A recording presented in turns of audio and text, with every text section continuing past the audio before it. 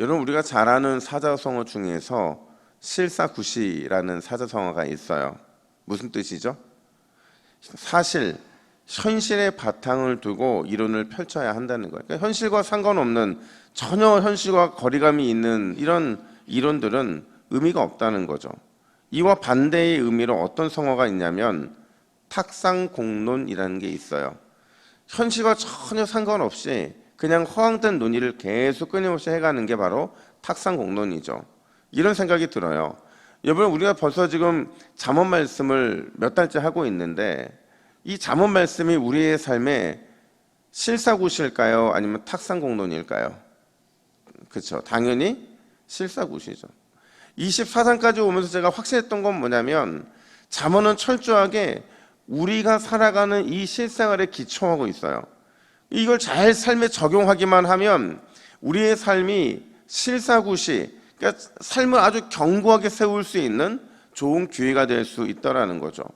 그 관점에서 오늘 본문을 보면 지혜를 어떻게 우리의 삶에 적용할 수 있을까? 어떻게 지혜를 잘 적용할 수 있을까에 초점이 있는데 특별히 지혜의 전략적인 의미, 그러니까 전략적으로 삶에서 어떻게 지혜를 활용해서 승리할 수 있는가를 말해주고 있는 거죠. 6절 말씀을 같이 한번 볼까요?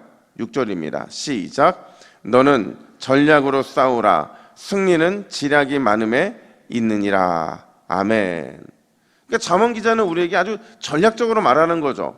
너희가 그냥 나가지 말고 전략적으로 지혜를 무장하고 나가 싸워야 된다는 거예요. 지략이 많으면, 지혜가 넘치면 우리의 삶에 승리할 수 있는 거죠. 그렇다면 여러분, 우리는 어떻게 지혜를 삶에 적용하고 이 잠언의 지혜를 어떤 전략으로 우리가 활용할 수 있는가? 오늘 그걸 좀 살펴보면 먼저요, 지혜로 삶의 곳곳을 아름답게 또 견고하게 세워가야 된다라고 오늘 본문은 말하는 거죠. 여러분, 제가 잠언을 시작하면서 이렇게 말씀을 드렸어요. 잠언에서 지혜는요, 여성 명사거든요. 그러니까 인격체예요. 하나님의 지혜고 또 성육신하신 예수 그리스도, 그분이 바로 이 지혜라고 말씀을 드렸죠.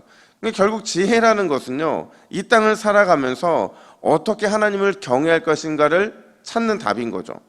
지혜의 근본이신 하나님과 어떤 관계를 맺어야 하는가에 대한 답을 찾는 게 이게 바로 이 잠언에서 보여주고 있는 지혜라는 거예요. 그래서 오늘 본문 3절과 4절은 이렇게 말합니다.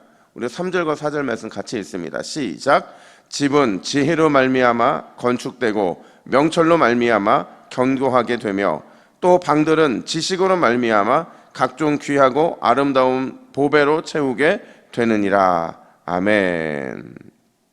지혜, 명철, 지식, 여러분 이 말씀에 예수 그리스도를 한번 넣어 볼게요. 예수 그리스도를 넣어서 다시 한번 읽어보겠습니다. 시작.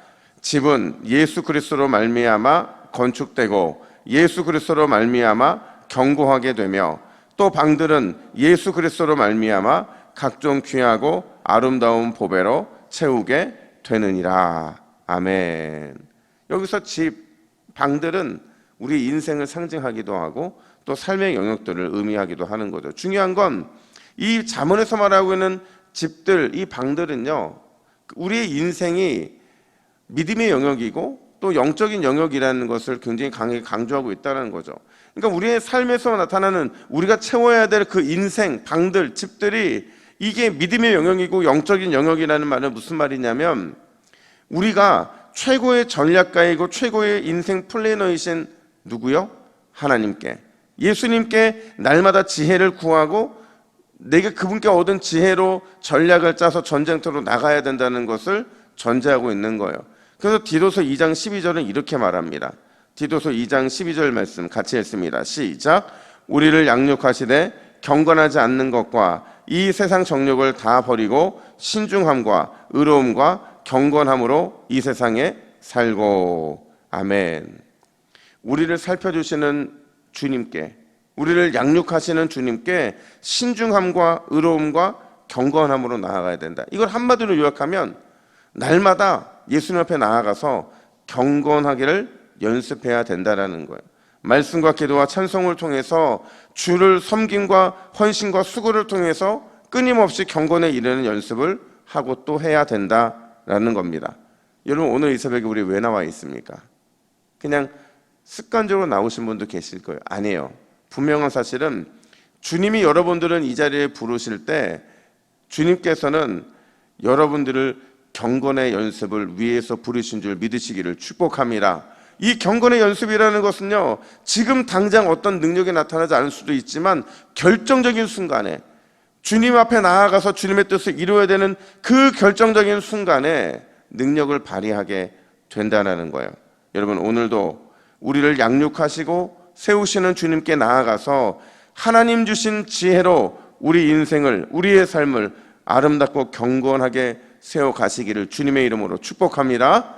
뿐만 아니라 두 번째로 결국 지혜의 마지막 종착은 뭐냐? 하나님이 보고 계신다는 사실을 매 순간 잊지 않는 것, 그게 이 땅을 살아가는 지혜라는 거예요. 우리 1절 말씀을 같이 한번 볼까요? 1절입니다. 시작. 너는 악인의 형통함을 부러워하지 말며 그와 함께 있으려고 하지도 말지니라.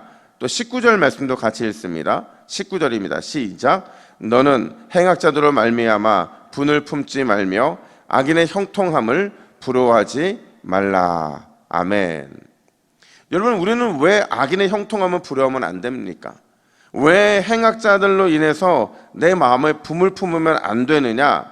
왜냐하면 아무리 악인이 형통하고 아무리 행악자가 잘 돼도 누가 이 모든 걸 보고 계셔요? 하나님이시죠.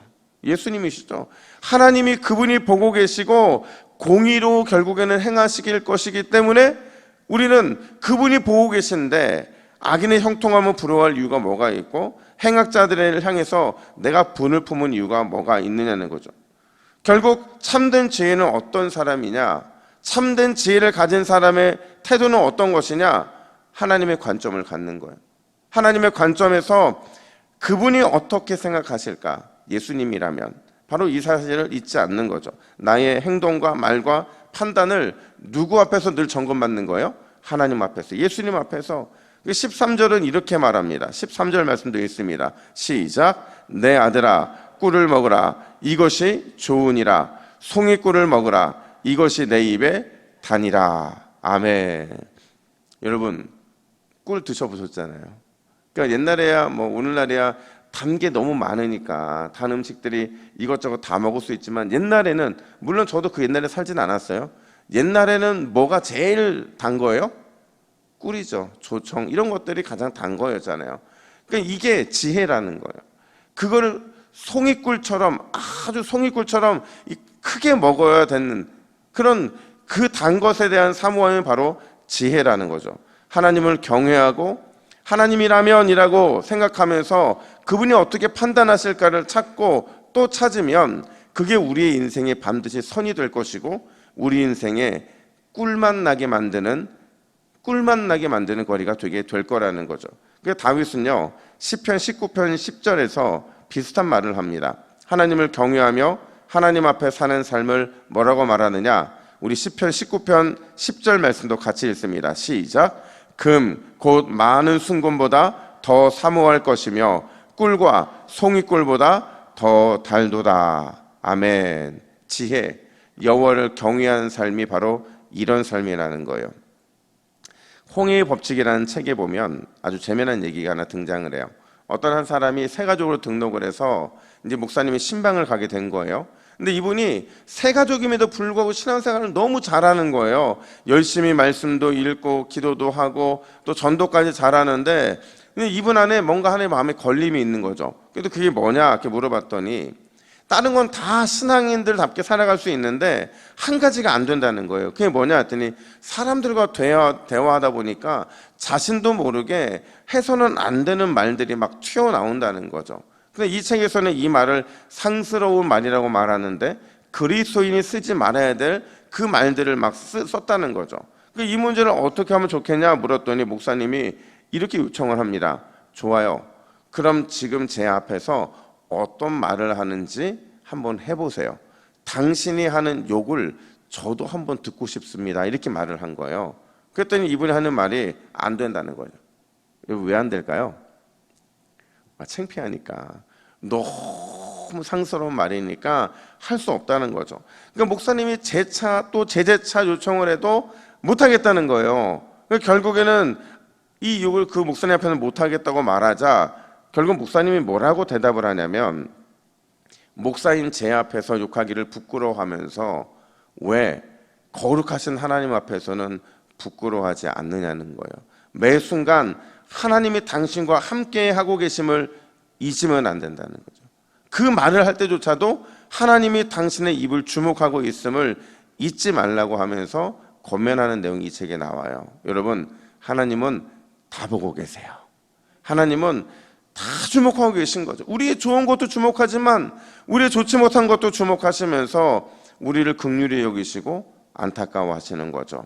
여러분, 하나님이 보고 계심을 오늘 이 새벽에 잊지 않음으로 인해서 오늘 하루가 더욱 하나님 경외할 뿐만 아니라 우리가 나가 싸워야 되는 저 세상에서도 영적 싸움을 승리할 수 있는 방법은 하나님이라면, 하나님이 다 보고 계신다는 그 사실을 잊지 않는 것임을 절대로 잊지 마시고 오늘도 나가 승리하시기를 예수님의 이름으로 축복합니다.